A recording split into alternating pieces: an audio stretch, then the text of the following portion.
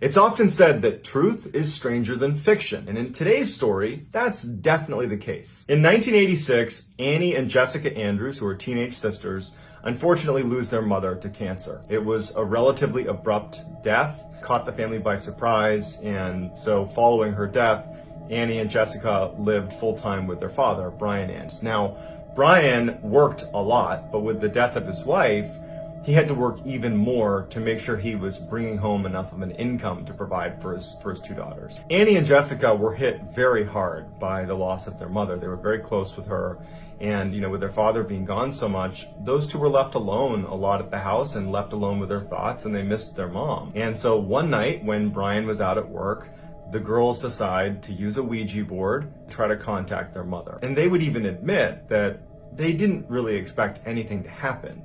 They just wanted some sort of connection to their mother, who they missed terribly. So they went down in the basement, they got out the Ouija board, and they have like a seance. They didn't really do much research into how to do it or what to do. They basically just started, kind of asking if their mother was here, could she give them some sign? And so they have this kind of Ouija board seance, and nothing comes of it.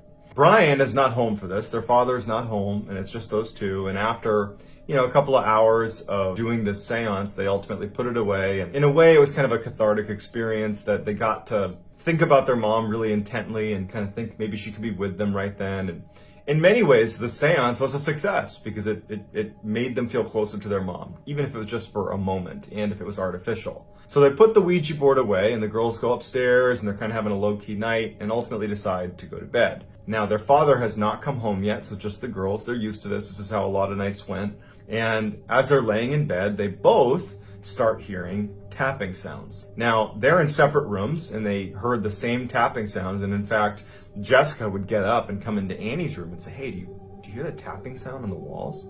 And Annie's like, "Yeah, I hear it too." And they're listening, and there's silence, and they hear this kind of like tapping sound in the walls. They didn't know what it was. They'd never heard it before. And the girls, again, they miss their mother so terribly, and they were basically hoping that it was their mom. And so they're like, "It's mom. Mom's trying to get in touch with us. She's making sounds to get in touch with us. It's from the seance. It must have worked." And they start asking their mother questions like, "Are you here with us right now? And can you show yourself to us? And are you looking after us?"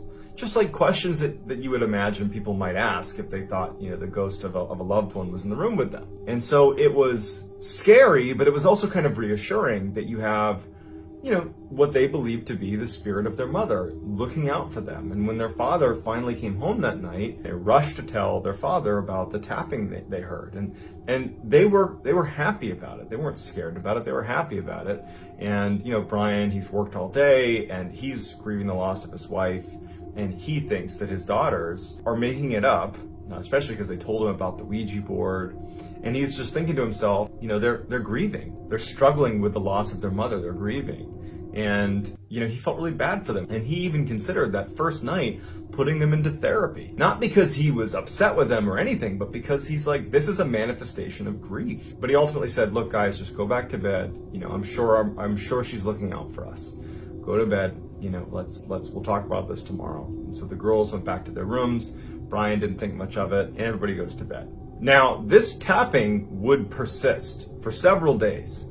The tapping got so frequent that it actually started disturbing the girls' sleep.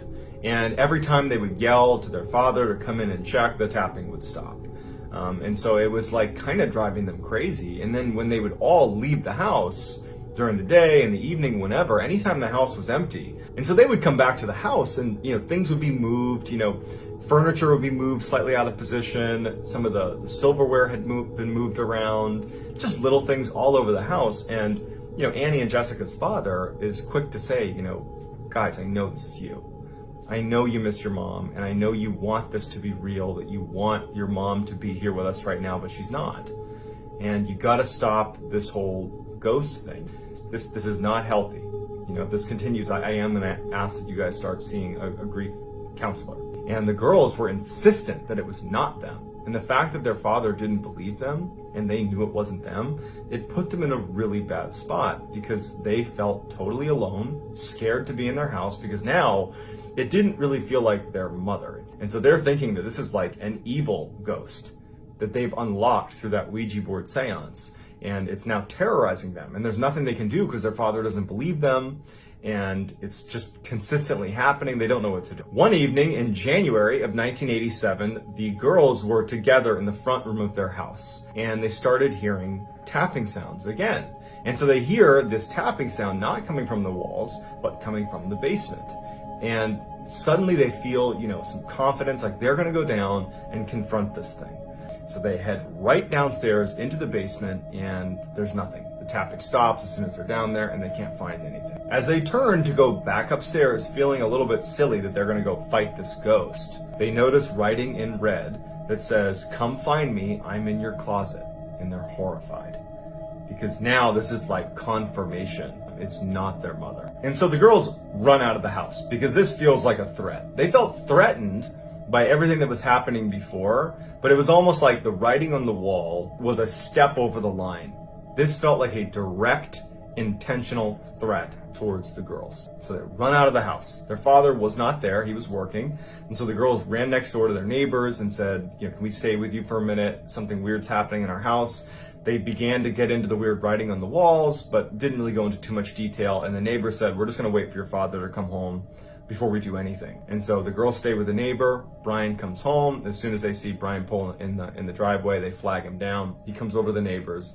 Neighbor pulls Brian aside and says, here's what happened. They came over here. The girls are hysterical, and they tell their dad that there's writing inside the house. And so Brian, his first reaction is, this is out of control now, guys.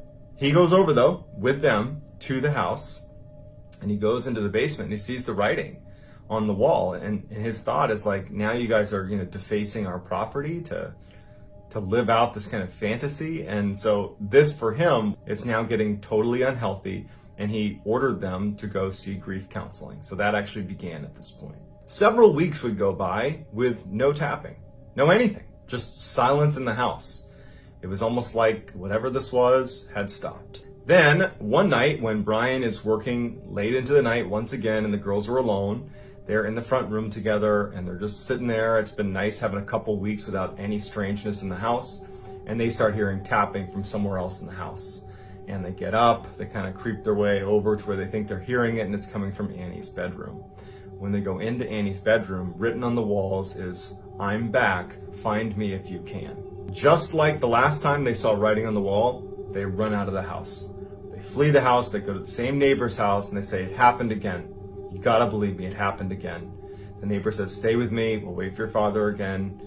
Father comes home, same situation plays out. He gets flagged over to the neighbor's house. The neighbor says, "Hey, they're back again," with the writing on the wall. And Brian's mad. And he says to the girls, like, "I put you in counseling. I'm telling you to stop doing this. Like, this isn't okay. It's not healthy." And he tells the girls and the neighbor to stay here. I'm going to go in that house and I'm going to search the house top to bottom to show you that there's nothing to be afraid of in that house. And so he goes back to his own house, and when he opens the door, the house is in total disarray. It's like someone had ransacked the house. And he's thinking to himself, the girls didn't do this. Someone else did this. And so now he's on edge. And he walks through the house, he's not hearing anything, and he goes up to Annie's bedroom, and he sees the writing on the wall. And then he looks, he sees a man standing in the closet wearing women's clothes, which would turn out to be his dead wife's clothes, wearing a wig, carrying a hatchet. And this man in a dress is staring at Brian, and Brian's startled. The guy starts running out. Brian tries to grapple and fight with him, but the man in the dress manages to run past Brian out into the rest of the house. Brian is like so caught off guard because this guy's got a hatchet. He doesn't know what he's going to do. He starts chasing after him, but the guy's gone. Brian's looking in his house, but finally Brian just leaves the house because this guy's got a hatchet. He runs outside, he runs over to his neighbor's house, and he's like, "Call 911, there's somebody in the house." He makes sure his girls are okay, he stays with his neighbor, calls the police. The police go in, and they look everywhere, and they can't find anything. And they say to Brian, like, "I'm sure someone was here. It's a very convincing story you've just told, but they're not here now. And unfortunately, all we can do is tell you, you probably should not be here right now until whoever this was is caught, and you should stay with some relatives. We'll watch the house, we'll see if anybody else comes back, but there's not much we can do." And so unfortunately the girls and the father are left with no answer to what was going on or who this person was. And Brian's thinking to himself, like, how did he get away?